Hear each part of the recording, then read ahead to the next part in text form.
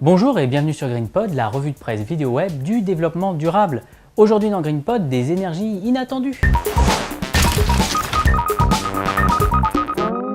Le nombre à retenir, c'est 6765. Kate et William se sont enfin dit oui.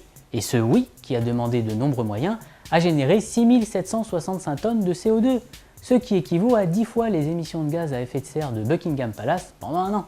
Oh my god!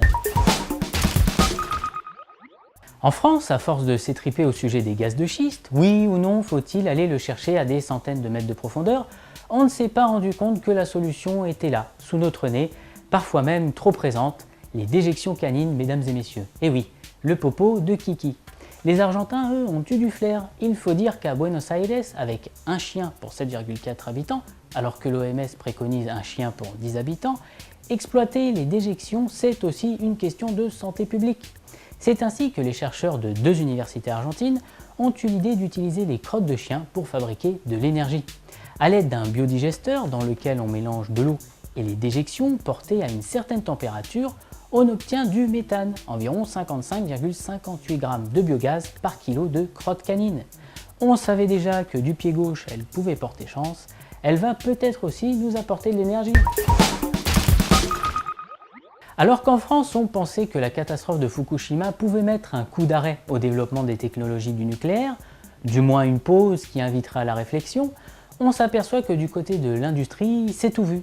La DCNS, dont l'État est actionnaire à 74%, développe depuis 2 ans, avec Areva, EDF et le CEA, un projet de réacteur nucléaire sous-marin inédit, le FlexBlue.